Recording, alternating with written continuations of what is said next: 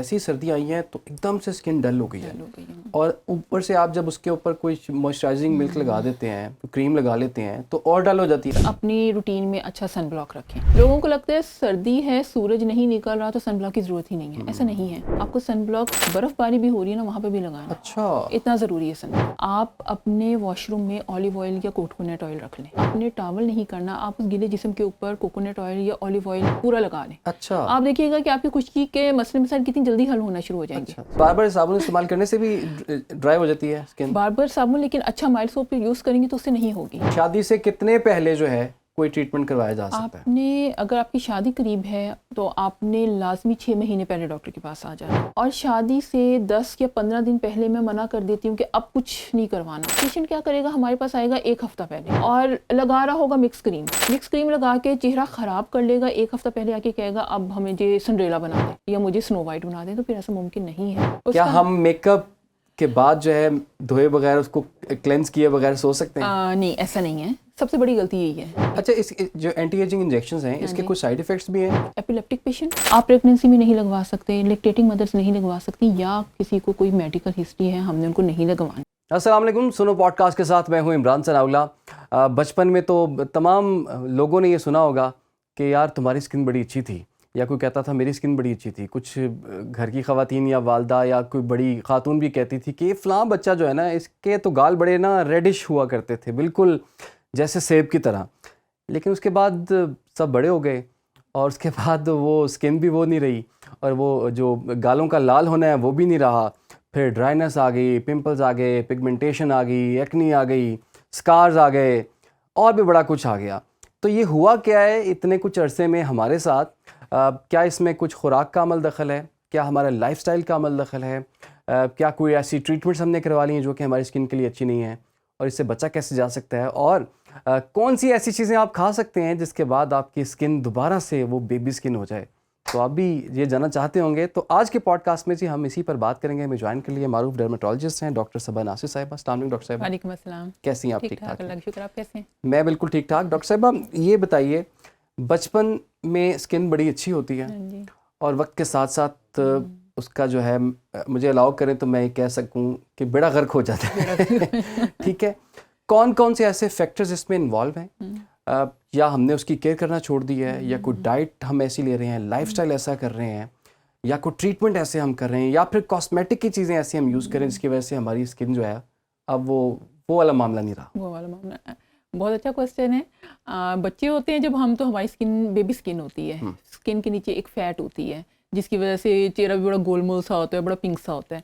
But with the passage of time जाहिर है आपकी बॉडी चेंजेस आती हैं, स्किन में चेंजेस आती हैं, फेस के ऊपर चेंजेस आती हैं आपके। लेकिन जिस तरह आपने बड़ा अच्छा वर्ड यूज़ किया कि बेड़ा गर्क कर लेते हैं, वो उस एज में जब हम अडल्ट हो जाते हैं और उस पर हम क्या करना शुरू कर देते हैं कि जाहिर अडल्ट हुए हैं और एक्नी को फेस करना शुरू कर देते हैं, गर्ल्स एंड बॉयज़ दोनों ही। अब जब वो फेस करना शुरू करते हैं तो फिर घरेलू टोटके सबसे पहले बहुत ज़्यादा आ जाते हैं बीच में।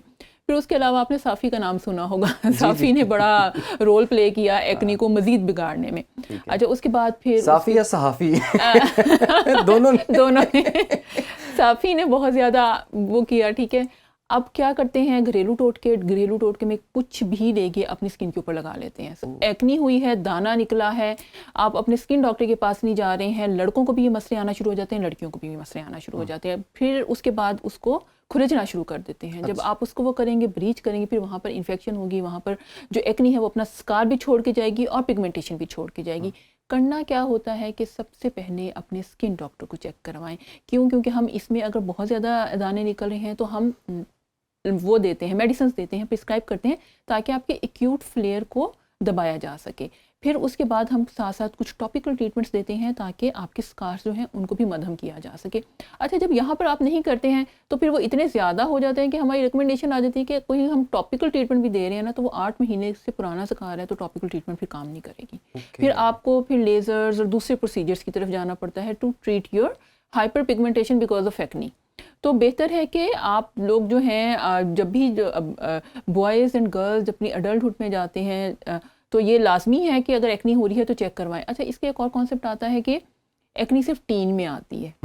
तो ऐसा नहीं है, टीनेज में सिर्फ नहीं आती है, 40% जो है वो अडल्टहुड में भी हमारे पास प्रेजेंट करते हैं, like 35 to 40 years of their age. जब उनको एक्नी होना शुरू होती है तब उनको ज़्यादातर ये कहा जाता है कि अब तुम्हें क्यों हो गई, ये तो एज ही नहीं है। नहीं, फिर उनको काउंसिल करना कि इट्स नॉर्मल। 40% पीपल जो हैं वो अडल्टहुड एक्नी लेके आएंगे। अच्छा, दूसरा जो आपने कहा कि बेड़ा गर्क कर लिया, उसमें यह है कि हम सनब्लॉक नहीं लगा रहे। फिर फीमेल्स स्पेशली, इवन कि आजकल तो मैंने मेल्स में भी बहुत ये ट्रेंड देखा है कि गोरा होना है, जी जी जी जी, ठीक करनी है अपनी रंगत, क्योंकि वो सन ब्लॉक नहीं लगा रहे हैं, उनके चेहरे के ऊपर पिगमेंटेशन आ रही है। और जब वो पिगमेंटेशन को फिर ट्रीट करने के लिए आपने मार्केट भरी पड़ी है विद डिफरेंट क्रीम्स। आपने उनका नाम सुना होगा, जो फेमस कुछ हैं, फेयर लवली हो गई, गोल्डन पर्ल हो गई, फाइजा। अब वो 22-31-90, हाँ जी, उसमें इतने स्टीरॉइड्स हैं और इतना ज़्यादा उसमें मर्करी है कि जब वो पेशेंट अपने चेहरे के ऊपर लगाता है फिर उसको स्टीरॉइड इंड्यूस्ड एक्नी होती है, उसको टेनिंजेक्टेजियाज आ जाते हैं, छाइयाँ आ जाती हैं, स्किन पतली हो जाती है। और जो दूसरा साइड इफ़ेक्ट आता है कि स्टीरॉइड सिर्फ आपकी स्किन के ऊपर काम नहीं करेगा, वो आपकी बॉडी में भी एब्जॉर्ब हो रहा है। उसकी जो क्वांटिटी है वो फिर आपको इंटरनल इश्यूज भी आना शुरू हो जाते हैं और साथ साथ स्किन के भी। फिर वो चीज़ें होती हैं कि हमारे लिए उसको रिवर्स करना टॉपिकल ट्रीटमेंट्स में नहीं रह जाता, और वो फिर ट्रीटमेंट्स के ऊपर भी बहुत मुश्किल से रिवर्स होती है। अच्छा, जो सस्ती क्रीमें जिनके अंदर मर्करी बहुत ज़्यादा होती है, मैंने सुना है कि इसकी वजह से आपको स्किन कैंसर हो सकता है। इनको स्किन कैंसर मर्करी बहुत ज़्यादा कॉज करता है, इवन स्टीरॉइड आपकी स्किन को ख़राब करके रख देता है, जिसकी वजह से हम ज़्यादा फेस करते हैं इन ओपीडी इस तरह के पेशेंट्स के आप जब उनकी हिस्ट्री लेंगे दे विल से कि हम ये वाली क्रीम नाम बताते हैं, और कुछ तो स्ट्रॉन्ग स्टीरॉइड जो हम अपनी कुछ बीमारियों में भी देते हैं, तो हम इतना स्ट्रॉन्ग स्टीरॉइड फेस के ऊपर एटलीस्ट लगाने के लिए नहीं देते, और जब हम बॉडी के ऊपर भी लगाने के लिए देते हैं तो हम डाइल्यूट करवाते हैं विद वैसलीन, वो वैसे ही पकड़ के अपनी स्किन के ऊपर लगा रहे होते हैं। फिर उसका आप देखें क्या क्या हशर होगा। ठीक है, फीमेल्स आएंगी, शादी करीब है, अच्छा डॉक्टर 1 हफ्ते बाद शादी है और मैं पीछे मुझे किसी ने बताया था तो मैं 4-5 महीने से ये यूज़ कर रही हूँ। और फिर बेचारी जब हमारे पास आती हैं तो मुंह के ऊपर से जिस तरह सेक नहीं निकल रहा होता, बर्निंग, एरिथीमा इतना ज़्यादा होता है कि उनको पहले उस साइड इफ़ेक्ट को ट्रीट करने में हमें टाइम लगता है, और उसके बाद फिर उस सारा जो उन्होंने मुंह का ख़राब हाल किया होता है फिर वो हम उसको रिवर्स नहीं एटलीस्ट कर पाते। इतना थोड़ा सा करते हैं कि पेशेंट थोड़ा सा सुकून में आ जाए।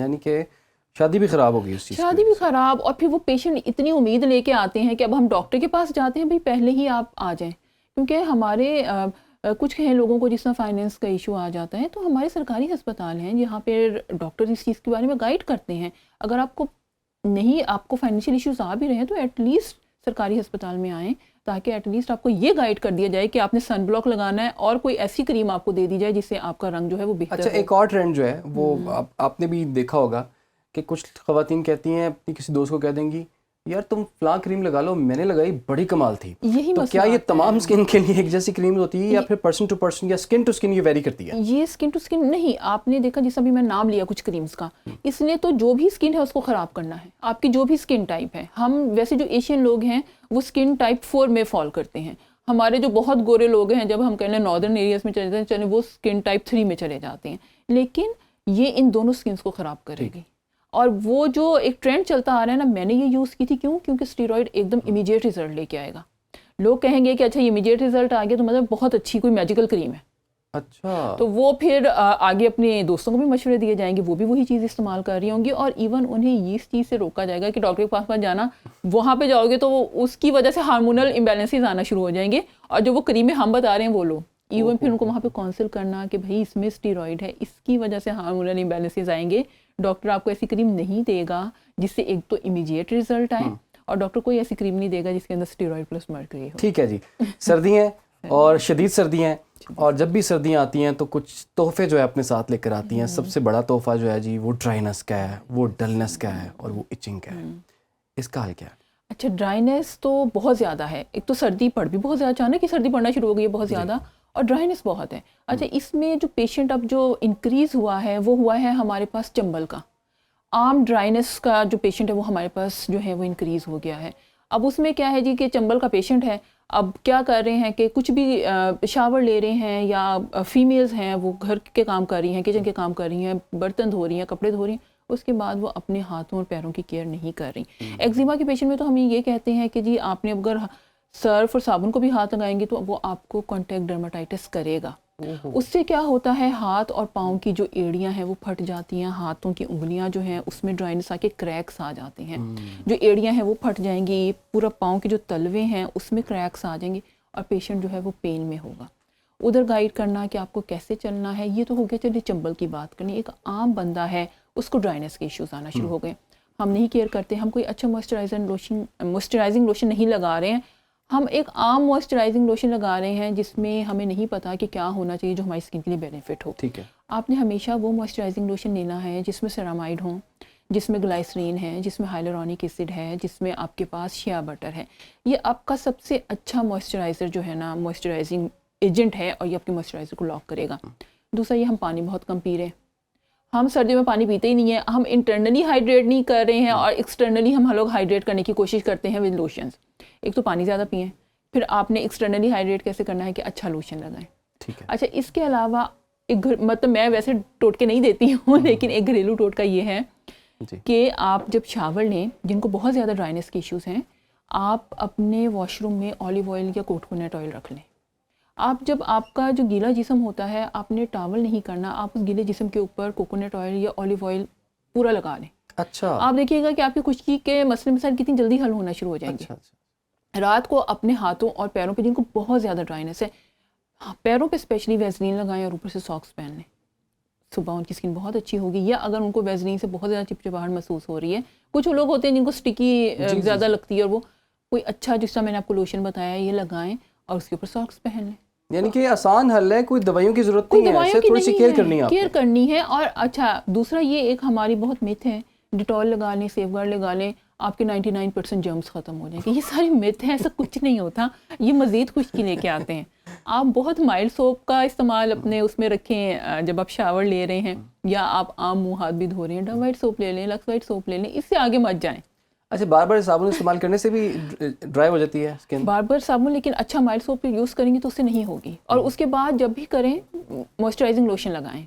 ठीक है। हाँ जी, चलें। अच्छा डॉक्टर साहिबा, आगे बढ़ते हैं और एक डलनेस की बात करते हैं। हाँ, देखिए, अब लगता है ऐसे है कि जब जैसी सर्दी आई है तो एकदम से स्किन डल हो गई है, और ऊपर से आप जब उसके ऊपर कोई मॉइस्चराइजिंग मिल्क लगा देते हैं, क्रीम लगा लेते हैं, तो और डल हो जाती है। और डल हो। सबसे पहले तो मसला ये आ रहा है, एक तो ड्राइनेस का, जब से मैंने आपको बताया, उसकी वजह से भी इस तरह की डलनेस आ जाती है। एक तो अच्छा मॉइस्चराइजिंग लोशन रखें, प्लस अपनी रूटीन में अच्छा सन ब्लॉक रखें।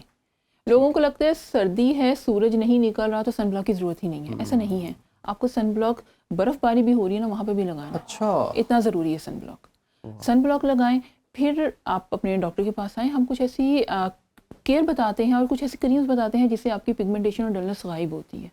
अपनी स्किन को अच्छे हाइलुरोनिक एसिड से कोई सीरम लगा लें, in the form of serum लगाएं या क्रीम लगाएं, ताकि प्लम्पी रहे। या फिर कोई ऐसी क्रीम या सीरम नहीं जिसमें अल्फा आर्बिटोन प्लस कोसिलिक एसिड है या नियासिनामाइड है, जिससे आपकी जो स्किन है उसमें से डलनेस ख़त्म हो। बहुत अच्छी रजीम है, आप यूज़ करें, आप देखिएगा आपकी डलनेस भी ख़त्म हो जाएगी। अच्छा, सर्दियों के अंदर आपको पता है ठंडे पानी को हाथ लगाते हुए भी तकलीफ होती है, और ख़ास तौर पे उसका सोच के भी एकदम से इंसान परेशान सा हो जाता है। अब जैसे कि हमारा एक प्रोफेशन है, इसमें हम लोग मेकअप वगैरह करते हैं, तो मेकअप रिमूव करने का दिल नहीं करता जी। ठीक है, कुछ ख़वातीन भी ऐसे होती हैं जब एक इवेंट से होके आई हैं, उसके बाद वो कहती हैं कि जी दिल नहीं कर रहा मेकअप रिमूव करने का, आप प्लीज़ कॉफ़ी भी लें साथ। अच्छा, तो उसका हल क्या है? क्या हम मेकअप के बाद जो है धोए बगैर, उसको क्लेंस किए बगैर सो सकते हैं? नहीं, ऐसा नहीं है, सबसे बड़ी गलती यही है। अच्छा, आपने मुंह धोए बगैर, क्लेंस किए बगैर आपने नहीं सोना। क्यों? क्योंकि हमने इतनी मतलब जो प्रोफेशनल, जिनके प्रोफेशन ऐसे हैं, उन्होंने बेस लगाई हुई है, कुछ भी लगाया हुआ है, वो आपकी फेस के ऊपर लगी हुई है, आपके जितने भी पोर्स हैं वो क्लॉक कर रही है, आपके पोर्स क्लॉक कर रहे हैं। ऊपर से जो आपने मेकअप लगाया हुआ है, ये सारा आपकी एक्नी को, आप मौका दे रहे हैं एक्नी को कि आपके चेहरे के ऊपर आए। आपने अच्छी सी क्लेंजिंग करनी है। हर घर में गीज़र लगा है, अगर नहीं है थोड़ी देर के लिए पानी थोड़ा सा नीम गर्म कर लें, लेकिन आपने अपना मेकअप उतारना है और अच्छा क्लेंस करें। जिनकी एक्नी प्रोन स्किन है, मैं उनको अच्छे क्लेंजर्स देती हूँ, ताकि कॉटन से, जिनके अंदर 2% सैलिसिलिक एसिड होता है, अपनी स्किन को क्लेंस करें और उसके बाद आप अपनी नाइट केयर रूटीन करें, तो आपकी स्किन बहुत अच्छी रहेगी। ठीक है। अच्छा, और क्लेंजिंग के लिए ये जो ऑलिव ऑयल का आपने जिक्र किया, कोकोनट ऑयल का जिक्र किया, इससे भी क्लेंजिंग हो जाती है? नहीं, इससे क्लींजिंग नहीं करनी, ये आपकी ड्राइनेस की इश्यूज़ को ख़त्म करेगा। क्लींजिंग जो करनी है उसके लिए हम कुछ क्लेंजर, जो टोनर्स बताते हैं, स्पेसिफिकली जिनकी ड्राई स्किन जिनकी एक्नी स्किन है उसके लिए मैंने आपको बताया 2% सैलिसिलिक एसिड लें, उससे बहुत अच्छी आपकी स्किन हो जाएगी। ठीक हो गया। अच्छा, अब आगे बढ़ते हैं। और आपको पता है कि पहले तो इतना फैशन नहीं था पाकिस्तान में या बाहर भी, अब हर जगह कोई ना कोई बंदा आपको मिलता है जिसने कुछ ना कुछ प्रोसीजर करवाया हुआ है, कोई ट्रीटमेंट करवाया हुआ है, और ख़ास तौर पे वो एंटी एजिंग कुछ इंजेक्शंस भी लोग यूज़ कर रहे हैं। ये ज़रा लोगों को बताएं आप कि क्या ये सेफ़ हैं? अच्छा, इसमें एंटी एजिंग का, इंजेक्शंस का, और हम कुछ बूस्टर्स लगाते हैं। देखिए, मैं हमेशा पेशेंट को कहती हूँ कि जब आप 25 की एज को पहुँच जाते हैं तो आपका हर साल जो है वो 1% कोलेजन डिक्रीज़ होना शुरू हो जाता है, और जब आप 30 to 35 की रेंज में होते हैं तो मैं हमेशा कहती हूँ कि एटलीस्ट कुछ नहीं करवाना तो माइक्रो नीडलिंग करवाएं, ताकि आपका जो कोलेजन है वो बूस्टअप होना शुरू हो जाए। क्यों? क्योंकि आप नहीं करवाएंगे तो when you will reach at 40 और 42 आपके ऊपर एजिंग के साइंस नज़र आना शुरू हो जाएंगे। तो एटलीस्ट 30 to 35 की ब्रैकेट में माइक्रो नीडलिंग लाजमी करवाएं। फिर जब 35 to 40 की ब्रैकेट में मेरे पास पेशेंट आता है, उसको हम कहते हैं कि कोई ऐसे बूस्टर्स लगवाएं जिसके बाद अब आपका कोलेजन प्रोड्यूस होना शुरू हो।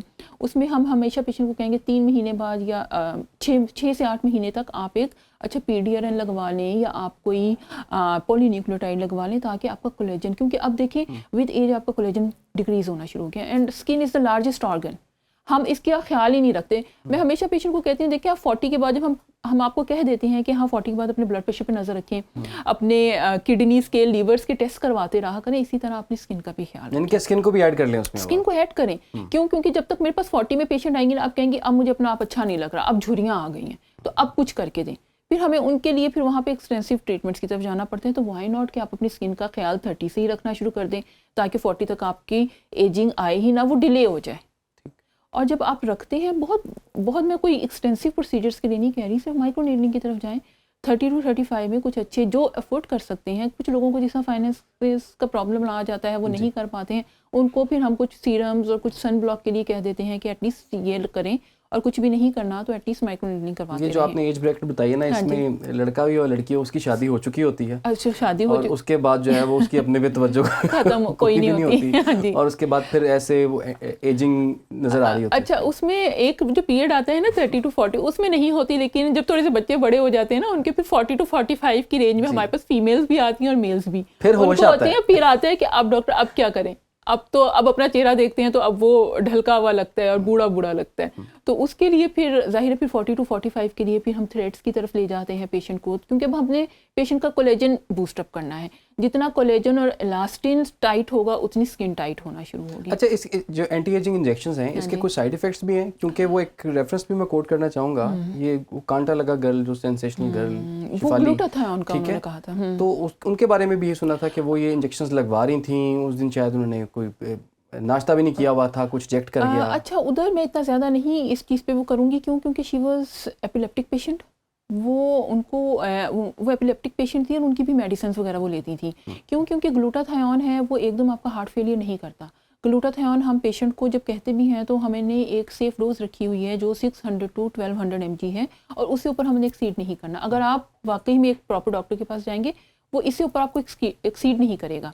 दूसरा ये कि हमने कुछ हिस्ट्री लेनी होती है कि पेशेंट को ग्लूटाथायोन लगनी भी चाहिए कि नहीं, मेडिकल हिस्ट्रीज लेनी है हमने, ठीक है।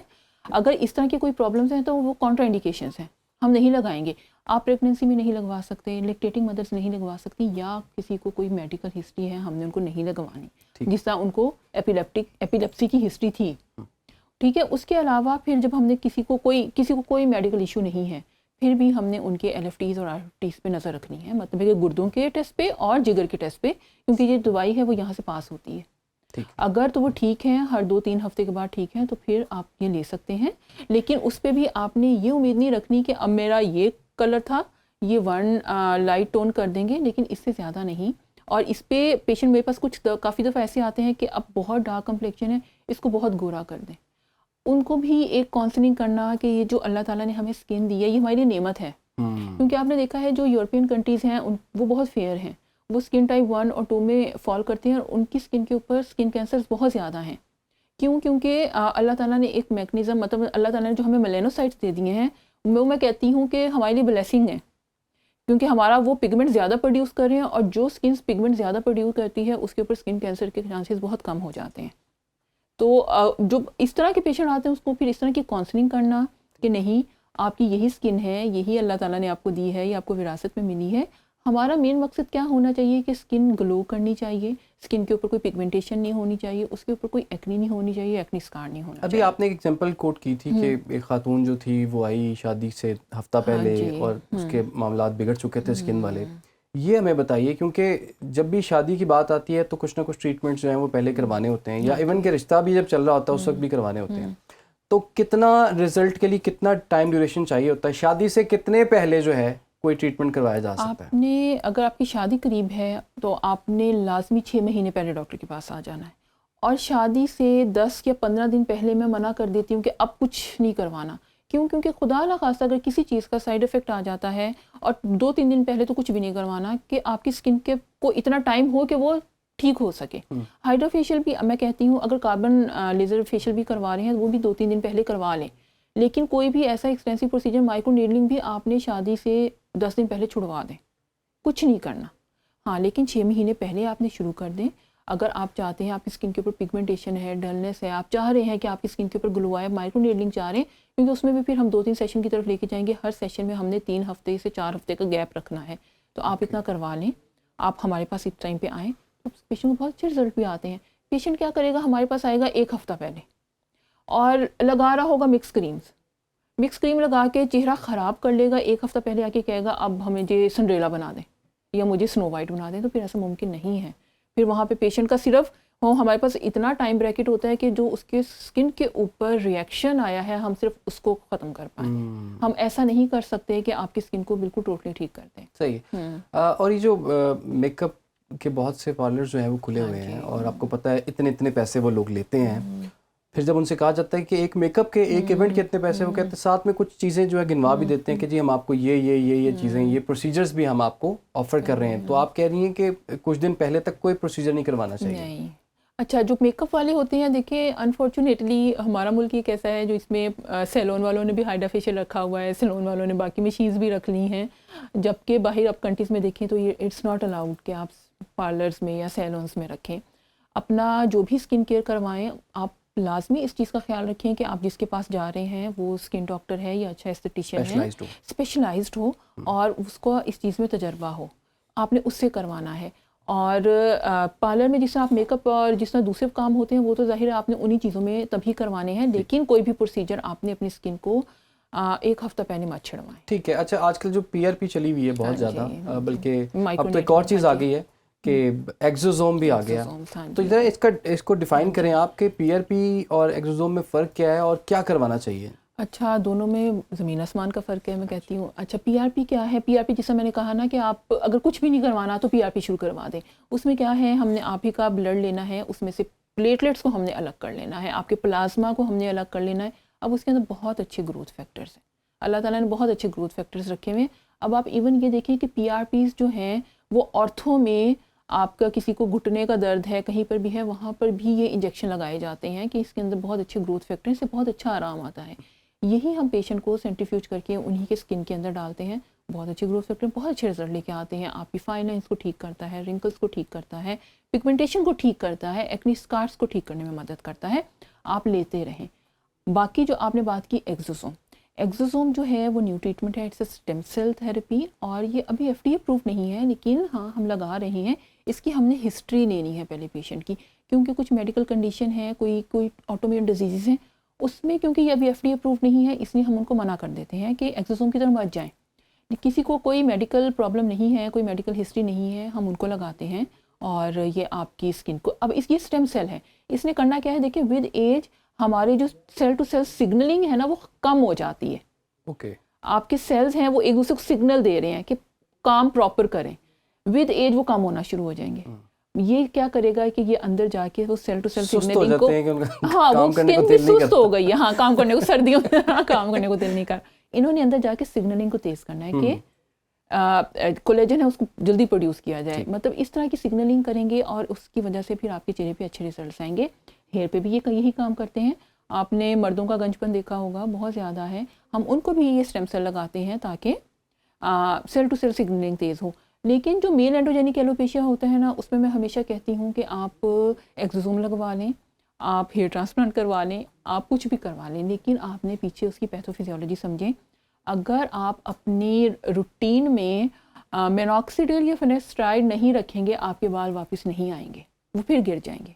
क्योंकि जो मेल एंडोजेनिक एलोपेशिया है उसके पीछे पैथोफिजियोलॉजी और चल रही है। मेरे पास बहुत से पेशेंट आएंगे, डॉक्टर ये तेल लगा रहा हूँ, ये तेल लगा रहा हूँ, लेकिन मेरे बाल वापस नहीं आ रहे। बायोटिन भी खा रहा हूँ, बायोटिन की आपको पता है कि हाई बहुत है हमारे कंट्री में, मल्टीविटामिन ले रहा हूँ, लेकिन मेरे बाल वापस नहीं आ रहे।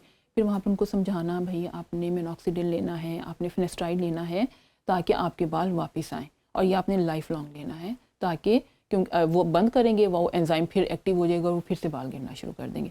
आपने देखा होगा अक्सर लोग हेयर ट्रांसप्लांट भी करवा लेते हैं, 3 साल हेयर ट्रांसप्लांट निकालेगा, 4 साल निकालेगा, 4 साल बाद फिर वही पैथोफिजियोलॉजी शुरू हो जाएगी, बाल गंजपन फिर आना शुरू हो जाएगा। इसलिए आपने ये चीज़ें कम्बिनेशन में साथ साथ रखनी है। अच्छा, हेयर फॉल से रिलेटेड जो मेडिसिन हैं मर्दों के लिए, तो उनके बारे में कहा जाता है कि वो मर्दाना कमज़ोरी जो है वो करती हैं। अच्छा, वो आपने जो बात की वो फिनेस्ट्राइड की मैंने बात की है। इस पे जो है हम लोग जो हमारी जो स्टडीज़ हैं वो ये कहती हैं कि 70% मेल हैं उनको कुछ नहीं कहती है, ठीक है, और कुछ परसेंट जो मेल हैं अगर उनमें लॉस ऑफ लिबिडो या कुछ ऐसे इरेक्टाइल डिसफंक्शंस आ भी जाते हैं, तो जब ये मेडिसिन छुड़वाते हैं तो वो ठीक हो जाते हैं। हम बहुत से पेशेंट को बहुत छोटी अमाउंट में शुरू करवाते हैं जिनका बहुत ज़्यादा हेयर फॉल हो रहा होता है, अब हमें पता है कि अब हमने उनको रोकना है, ठीक है। उसके में भी मैं जब पेशेंट से ज़्यादा हिस्ट्री लेती हूँ तो वो मुझे इस तरह की शिकायत नहीं बताते हैं। बहुत कम है जो इस तरह का कहते हैं कि हाँ कुछ हुआ है, तो फिर हम उनको वो छुड़वा देते हैं तो वो ठीक हो जाते हैं। सही। अच्छा, क्योंकि बार बार मैं आपको ना सर्दियों की तरफ इसलिए लेके जा रहा हूँ क्योंकि सर्दियों से रिलेटेड जो है मसाइल बड़े हैं। अब जितनी ज़्यादा सर्दी होगी उतने ही ज़्यादा गर्म पानी से नहाना है। हाँ जी। तो ये जो गर्म पानी है तो ये कुछ हमारे बालों को, हमारी स्किन को कोई सुकून बख्शता है या फिर डिज़ास्टर क्रिएट कर देता है ये? अच्छा, गर्म पानी से नहाना है, वेज़ोडाइलेशन करता है। अच्छा, मतलब नीम गर्म पानी से मैं कहती हूँ नहाना चाहिए क्योंकि ये एकदम वेज़ोडाइलेशन कर देता है। वेज़ोडाइलेट करेगा तो फिर जो बाद में उसके बाद कहते हैं ना कि उसके बाद खारिश शुरू हो जाती है जिस्म के ऊपर, और पेशेंट शिकायत करेगा क्यों, क्योंकि वेज़ोडाइलेशन हो गई है। जब वेज़ोडाइलेशन मतलब जो आपकी आर्टरीज है ना, हाँ वो यही है, तो वो ओपन अप हो जाती हैं, वहाँ से फ्लूइड निकलता है, पेशेंट के बॉडी के अंदर जाता है, तो वहाँ पर ना हिस्टामिन वगैरह रिलीज हो जाते हैं, वो खारिज करते हैं फॉर टाइम बिंग। तो कोशिश यही होनी चाहिए कि नीम गर्म, लेकिन मैं भी कहूँ तो मुझसे भी नहीं नहाया जाता, हम सभी गर्म पानी से ही नहा रहे होते हैं, लेकिन उसमें फिर यही है कि अपने आप को हाइड्रेट रखें। अच्छा, इसमें ये भी हो सकता है कि आप चलें ठीक है जी, आप मेरे ख्याल में 90% 95% फुल गर्म पानी से नहा लें और उसके बाद जो एंड पे है ठंडा जो वो आखिर में आपने देखा होगा कि जब हम एंड तक नहा जाते हैं नहाने तक, तो वो पानी खुद ब खुद ही ठंडा हो चुका होता है, तो वो खुद ही, इसलिए हम बाहर भी निकलते हैं कि पानी ठंडा हो गया है, तो वो मसले खुद ही कवर हो जाते हैं। लेकिन पेशेंट को मना भी करें वो बाज भी नहीं आते हैं, तो फिर हम बस यही कहते हैं कि एटलीस्ट अपने आप को फिर अच्छा पानी पिए उसके बाद और अच्छा लोशन लगाएं। ठीक है। अच्छा, एक और ट्रीटमेंट की तरफ हम बढ़ते हैं। वो लोगों को ना बड़ी ख्वाहिश होती है कि डिम्पल पड़े हमारा ना, ठीक है, गड़े पड़े, खड्डे पड़े ये गालों के अंदर। तो अब कुछ फेक डिम्पल्स बनाने के लिए भी प्रोसीजर्स आ गए हुए हैं, तो डिम्पलोप्लास्टी, हाँ जी, ये ज़रा बताएं कि है क्या और इससे आपकी ब्यूटी जो है वो कितनी इनहेंस हो सकती है? अच्छा, डिम्पल मतलब जैसे हम छोटे थे हम सुनते थे कि जिसको डिम्पल पड़ते हैं, हम लोग बल्कि ख्वाहिश करते थे कि मुंह ऐसा करके दिखाओ, हमने वो डिम्पल देखना है। तो आजकल तो वो प्रोसीजर निकल आया और वाकई में पेशेंट ऐसे प्रेजेंट करते हैं कि वो किसी टीवी एक्ट्रेस से इन्फ्लुएंस हो जाएंगे या उनको वो अट्रैक्ट हो जाएंगे कि हानिया आमिर बनना है या वो, तो वो आते हैं करवाते हैं। उसमें ये होता है बकीनेटर मसल होता है हमारा यहाँ पर, जिसकी वजह से ये डिम्पल पड़ रहा होता है। तो उसमें फिर यही है कि हम पेशेंट का करते हैं, यहाँ से बकीनेटर मसल से ही पेशेंट का कट लगाते हैं, वहाँ पर हम लोग ये डिम्पल करते भी हैं, बनाते भी हैं, पेशेंट का पड़ता भी है, और जो करवाना चाहता है जाहिर है हम उसका कर देते हैं, आजकल ट्रेंड में है, तो ठीक है, सेफ है। अच्छा, ये कितना पेनफुल कितना ये? देखिए, पेनफुल होता है, इसमें हम एनेस्थीसिया लगाते हैं, हम लोग लोकल एनेस्थीसिया लगाते हैं ताकि इसको पेन को ख़त्म किया जा सके। ठीक है। और एक डिम्पल जो है वो कितना चल जाता है? वो तो कुछ अर्सा चल जाता है जब तक आपको वो बकीनेटर मसल जो है उसके बाद काम जब दोबारा से ही करना शुरू करता है, तो फिर मतलब कितने साल, 2 साल, 4 साल? साल तो चल जाता है, साल चल जाता है। अच्छा, चल जाता है। साल तक तो जी गड़े आपके पड़ जाएंगे, साल बाद वो फिल हो जाएंगे, उसके बाद दोबारा से वो गड़े जो है वो डाले जा सकते हैं, ठीक हो गया। अच्छा, ये सेफ भी है ना? हाँ जी, सेफ है, कोई साइड इफेक्ट? साइड इफेक्ट नहीं है, बस आप अच्छे ट्रेन डॉक्टर से करवाएं ताकि, क्योंकि जाहिर है सारा आपका यहाँ पे आर्टरीज हैं, वेन्स हैं, तो वो एक एक्सपर्ट हैंड से करवाएं ताकि वो रप्चर ना हो। ठीक हो गया। अच्छा, बच्चों में एक्जिमा की बड़ी शिकायत है आजकल। हाँ जी। अच्छा, ये कोई इनहेरिटेड हाँ जी। ये चीज़ है या फिर ये कोई हमारा कोई लाइफस्टाइल की वजह से या कुछ चीज़ों से कुछ को एलर्जी भी होती है? एक्जिमा जो है वो इनहेरिटेड आता है, और कुछ लोगों को ऐसा ज़रूरी नहीं है कि इनहेरिटेड हो, वैसे ही जीन म्यूटेशन आ जाती है।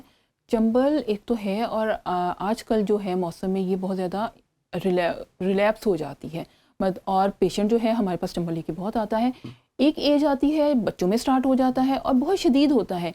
उस पेरेंट को हम काउंसिल करते हैं पेरेंट्स को कि कुछ बच्चे ऐसे होते हैं जो कि जब अडल्टहुड में जाएंगे तो उनका ठीक हो जाएगा, लेकिन 30% बच्चे होते हैं जिनका परसिस्ट करता है, मतलब है कि वो अडल्टहुड में भी जाएंगे तब भी उनके साथ रहेगा। और कुछ पेशेंट ऐसे होते हैं जिनको अडल्टहुड में आता है, बचपन में नहीं होता। तो एक्जिमा के कुछ टाइप्स हैं, और ये इनकी जो ट्रीटमेंट है वो डॉक्टर के मशवरे से करनी चाहिए। क्यों? क्योंकि इनकी जो स्किन है, इनके पीछे पैथोफिजियोलॉजी और चल रही है। इसमें जो साइटोकिन्स और इंटरल्यूकिन्स हैं ना, जो हमारी जो सारी इन्फ्लेमेटरी प्रोसेस है वो बहुत ज़्यादा इनमें हुआ होता है। ये जो बच्चे हैं इनको डस्ट से भी एलर्जी होगी, इन्होंने कोई घर में कोई जानवर रखा हुआ है, कैट रखी हुई, उससे भी एलर्जी होगी, पौधों से एलर्जी होगी। उसके अलावा सर्दियों में जिस तरह आजकल हम बड़े नट्स और ये चीज़ें खाते हैं उससे भी एलर्जी होगी इनको। कारपेट है उसकी डस्ट से एलर्जी होगी। उसके अलावा ये जो मौसम चेंज होता है पोलन से एलर्जी होती है।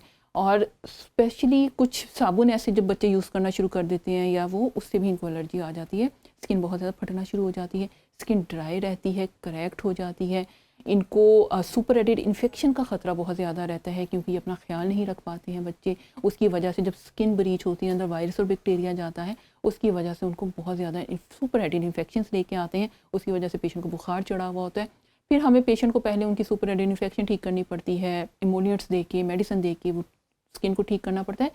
काउंसिल किया जाता है कि ये ऐसी बीमारी है जो आपके साथ चलेगी, आप इसके साथ रहना सीखें। सही। काफ़ी दफ़ा पेशेंट आएंगे कि मैं ट्रीटमेंट दे रहा हूँ, 6 महीने हो गए, आराम नहीं आ रहा। पेशेंट को काउंसिल करना कि आपने क्या क्या लाइफ मॉडिफिकेशंस करनी है अपनी, ताकि आपका जो ये बीमारी है वो बढ़े मत। क्योंकि देखिए इस बीमारी का इलाज है, लेकिन ये ऐसा नहीं है कि हम इसको जड़ से ख़त्म कर देंगे। ओके। आपने अपने हाथों को किस तरह हाइड्रेट रखना है, कौन से इमोलिएंट्स लगाने हैं, कौन सी मेडिकेशंस लगानी है, ताकि आपका जो है एक्जिमा जो है वो कंट्रोल रहे। और अगर खुदा ना खास्ता किसी का बिगड़ा होता है तो हमारे पास अभी इतनी एडवांस मेडिसिन है कि हम उसको ठीक भी करते हैं, हम फोटोथेरेपीज भी करते हैं। और आजकल तो बायोलॉजिक्स तक आ चुके हुए हैं जिनका बहुत एक्जिमा बिगड़ा होता है, हम उनको उनके पे भी लेके जाते हैं। स्टीरॉइड्स वगैरह भी तो यूज़ करवाते हैं? हम इसमें इस तरह की कंडीशंस में हम करवाते हैं, और वो भी खुद से नहीं करने। क्यों? क्योंकि हम जो स्टीरॉइड्स यूज़ करवा रहे होते हैं वो हम मिक्स्ड फॉर्म में यूज़ करवा रहे होते हैं। हम उसको लुब्रिक्स ऑइंटमेंट में मिक्स करवा रहे होते हैं, प्लेन वेसलिन में मिक्स करवा रहे होते हैं, या मिक्सिट के नाम से आती है। फिर हमने बताना है, हमने देखना है कि हाँ अब हमें नज़र आ रहा है कि अब एक्यूट फ्लेयर जो है वो ख़त्म हो गया है, फिर हमने उनको टेपर भी करवाना है। हम वीकेंड थेरेपीज़ के ऊपर चले जाते हैं जब हमें लगता है कि पेशेंट ठीक हो गया। फिर हम पेशेंट को कहते हैं कि सिर्फ सैटरडे संडे लगाएं। ठीक है। हमें लग रहा है कि अब इसे नहीं ठीक हो रहा, मज़ीद हमें कुछ देने की पड़ेगी ज़रूरत, तो फिर हम उनको सेकंड लाइन ऑफ ट्रीटमेंट की तरफ ले जाते हैं। उससे भी ठीक नहीं हो रहा, फिर हम खाने वाली गोलियों की तरफ ले आते हैं। तो मतलब है कि ये आपका जो एक्जिमा है आपने खुद से घरेलू टोटके नहीं करने हैं, come to your skin doctor, ताकि आपके एक्जिमा पे कंट्रोल किया जा सके। ठीक है। अच्छा, ये जो लिप फिलर्स और ये चीक हाँ फिलर्स जी। जो है लोग करवा रहे होते हाँ हैं, जी। इसकी क्या ज़रूरत है? देखिए विद एज काफ़ी दफ़ा ये होता है कि आपके जब आप यंग हैं तो आपके होंठ भी जो हैं वो बहुत प्लम्पी हैं, आपके नेज़ोलेबियल फोल्ड भी जो हैं वो प्रोमिनेंट नहीं है। आपकी एक एज आती है जब आपका सारा जो चीज़, आपकी स्किन भी ऊपर से सब कुछ डिक्रीज़ होना शुरू हो जाता है, आपके मसल्स में है वो भी कमी आना शुरू हो जाती है, सबकुटेनियस, पर आपका हर चीज़ अफेक्ट हो रही है विद एज। ठीक है, अब आप देखेंगे 40-45 तक लोगों के नेज़ोलेबियल फोल्ड जो है वो बिल्कुल प्रोमिनेंट हो जाएंगे, चेहरा जो है वो ढलकना शुरू हो जाता है, फैट लॉस होना शुरू हो जाती है। तो पेशेंट काफ़ी दफ़ा होते हैं कि उनको ये अपना आप अच्छा नहीं लग रहा होता, तो दे वांट, इनको जो करवाना चाहते हैं, जो ख्वाहिशमंद हैं वो करवाते हैं। नेज़ोलेबियल फोल्ड जो हैं हम उनको फिलर से भर देते हैं। जिनके होंठ जिनको श्रिंक लगना शुरू होते हैं उनको भी हम कर देते हैं। हाँ, कुछ ख़वातीन या वो होती हैं जो यंग एज में भी आके वो मैंने आपको बताया ना, किसी सेलिब्रिटी से ज़्यादा वो इंस्पायर हुए होते हैं, वो करवा लेते हैं। लेकिन अगर विद एज, और अगर आप चाहते हैं कि इस एज में आप अपना ये ट्रीटमेंट करवाएं तो हम उनका करते हैं। और हमने ऐसी लुक देनी होती है, हमने ऐसी लुक देनी होती है जो नेचुरल लगे, जो बहुत ज़्यादा प्लास्टिक भी मत लगे। और आपने हाँ एक्सपर्ट हैंड से करवाएंगे तो इट्स सेफ, एक्सपर्ट हैंड से नहीं करवाएंगे तो फिलर कैन बी डेंजरस। क्यों? क्योंकि खुदा ना खास्ता ये किसी आर्टरी में चला गया, कुछ हो गया तो वहाँ पे नेक्रोसिस हो जाता है, वहाँ पे बिल्कुल जो स्किन है वो ब्लैक हो जाती है। फिर वहाँ पर हमें उन्हें एंटीडोट देना पड़ता है, और काफ़ी दफ़ा तो फिर पेशेंट को इमरजेंसी में रश करवाना पड़ता है। सही। अब उन अजीम शख्सियात के बारे में हम बात करेंगे हाँ जी। जो सिगरेट पीते हैं और और उसके बाद उनको परेशानी किस चीज़ की होती है? उस चीज़ की नहीं होती हाँ जी। कि सिगरेट से लंग्स आपके या और बीमारियां आपको लग रही हैं या आपकी Skin तबीयत खराब खराब हो हो रही है। जाएगी। उनको मसला होता है कि हमारे जो लिप्स हैं ना वो ब्लैक क्यों हाँ हैं। जी। ठीक है, पीने सिगरेट हैं और उनको और रोजी लिप्स जो है वो उन्होंने रखने हैं। हाँ जी। तो इनका भी कोई सोचें, इनका भी कोई हल है? इनका हल बिल्कुल है। हम सबसे पहले तो हम लोगों ने यही काउंसिल करना है, लेकिन जाहिर है हमारी आधी से ज़्यादा जो मेल्स हैं और इवन फीमेल भी मैंने देखा है स्मोक करती हैं और नहीं बाज आते हैं। वाकई में जिस तरह आपने कहा लंग्स का नहीं उनको प्रॉब्लम होगी, लेकिन उनको होगा कि लिप्स ठीक हो जाएं। तो ऐसे हमारे पास एक तो ड्राइनेस भी आ जाती है, उसके लिए हम कुछ बूस्टर्स लगाते हैं, लेकिन फिर हम इनको लेज़र के ऊपर ले जाते हैं। लेज़र से पिगमेंटेशन जो है इनकी करेक्ट की जा सकती है उनके साथ, लेकिन ये है कि फिर लेज़र पे ही जाना पड़ता है, या फिर कुछ ऐसे फार्मूलाज हैं, आप कह लें ग्लाइकोलिक एसिड हैं, उसमें फिर हम पेशेंट को कुछ थोड़े बहुत हैक्स बताते हैं कि अपने होंठों के ऊपर कैसे लगाएं, कैसे ऊपर वैसे नहीं लगाएं, ताकि थोड़ी सी बेहतरी आना शुरू हो। ठीक हो गया। अच्छा, आखिर में डॉक्टर साहिबा, आप लोगों को थोड़ा से आप टिप्स दीजिए काइंडली कि वो सर्दियां हों या गर्मियां, उन्होंने अपनी स्किन को किस तरह से उसको बचा के रखना है। हाँ जी। और डॉक्टर तक वो ना पहुंचें, उससे पहले ही घर में उनका मामला जो है वो हल हो जाए। अच्छा, इसमें तो सबसे पहले आपकी जो रूटीन में है, सबसे पहले सन ब्लॉक लगाएं। अच्छा, सबसे पहले मैं कहूँगी सर्दियाँ हैं, सर्दियों में तो सबसे ज़्यादा पानी, क्योंकि पानी हम नहीं पी रहे हैं, होंठ भी ड्राई हो जाते हैं, स्किन भी ड्राई हो जाती है, तो आप सबसे पहले अपने आप को हाइड्रेट रखें, ठीक है। उसके बाद सन ब्लॉक प्लीज़ लाजमी लगाएं, क्योंकि आप सन ब्लॉक में कहती हूँ सन ब्लॉक लगा लेंगे ना जिसमें यूवी और यूवीबी है, ठीक है, आपकी स्किन की एजिंग जो है वो डिले होना शुरू हो जाएगी। हमारी जो आपने सन ब्लॉक ऐसा सिलेक्ट करना है जिसमें यूवीए और यूवीबी दोनों फैक्टर्स मौजूद होने चाहिए। अक्सर लोग क्या करेंगे, यूवीबी देख लेंगे या सिर्फ एसपीएफ को प्रेफरेंस देंगे, उनको नहीं पता कि अंदर यूवी और यूवीबी कितनी इंपॉर्टेंस रखता है, ठीक है। यूवीए ऐसा उसके अंदर फैक्टर है जो कि आप एंटी एजिंग है, जो आपकी एजिंग को डिले कर रहा है। तो आप अपना सन ब्लॉक एक तो लाजमी प्लीज़ ऐसा लगाएं, अपनी स्किन को अच्छे मॉइस्चराइज़र के साथ हाइड्रेट करें, और कोई ना कोई ऐसा सीरम या क्रीम अपनी रूटीन में लाजमी रखें जिसमें अल्फा आर्बिटोन, कोजिक एसिड या विटामिन सी वगैरह हो, इससे आप बिल्कुल ठीक रहेंगे, ठीक है। और आपने कोई बहुत ही माइल्ड सोप लगाना है, यूज़ करना है, ताकि बहुत ज़्यादा एक्सेसिव ड्राइनेस का इशू ना आए। अच्छा, अगर गर्मियों की बात की जाए तो गर्मियों में सबसे ज़्यादा फिर भी मैं कहूँगी कि सन ब्लॉक।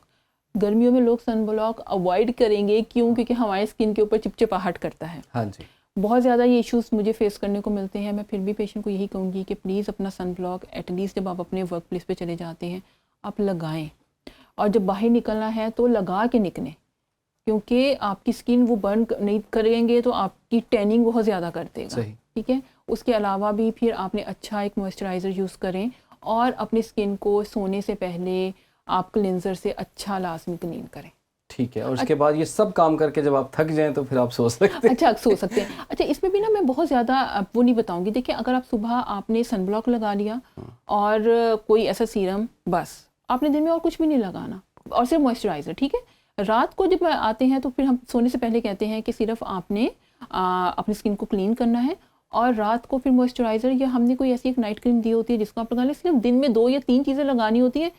आपने वाकई कहा कि थक जाएंगे। मैंने लिटरली ऐसे पेशेंट्स देखे हैं जिन्होंने बैग्स भरे हुए होते हैं, उन्होंने इतने सीरम्स रखे होते हैं, क्यों? क्योंकि वो ट्रेंड में है, वो मंगवा लेंगे, उनको नहीं पता होगा कि इसकी एक्सपायरी डेट भी ख़त्म हो चुकी है, उन्होंने खोले नहीं होते हैं।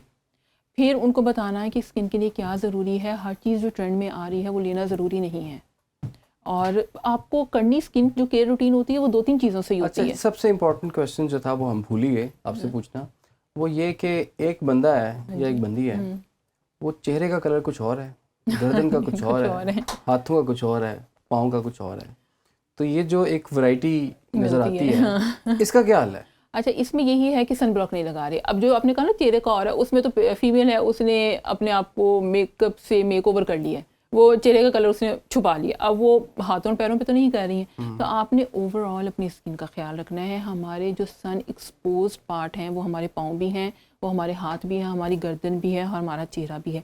इन सारी जगहों पे सन ब्लॉक लगाएं। सर्दियों में तो चलिए आप बंद जूते पहन लेते हैं, कवर हो जाता है। गर्मियों में हर चीज़ पे आपको सन ब्लॉक लगाना है, ताकि वो आपने कहा जो वैरायटी ऑफ कलर है वो ना मिले, क्योंकि उसमें क्या होता है सिर्फ चेहरे पे मेकओवर हो जाता है, बाकी सारी चीज़ें प्रोमिनेंट इसलिए ज़्यादा होना शुरू हो जाती हैं। तो जस्ट अप्लाई सन ब्लॉक। ठीक है, बहुत बहुत शुक्रिया आपका डॉक्टर साहब, आपने बड़े अच्छे अंदाज में जी स्किन के ऑलमोस्ट तमाम प्रॉब्लम्स का हल बता दिया हमें। फिर भी अगर कोई प्रॉब्लम रह जाए तो उसके लिए हम भी हाजिर हैं, डॉक्टर साहब भी हाजिर हैं, तो हम इनका कॉन्टैक्ट नंबर भी जो है वो वो भी शेयर करेंगे। और आपके जो सवालात होंगे वो आप जो है कमेंट सेक्शन में जाके पूछ सकते हैं, तो डॉक्टर सबा उनके जवाबात भी देंगी। इजाज़त दीजिए जी, अल्लाह हाफ़िज़, थैंक यू।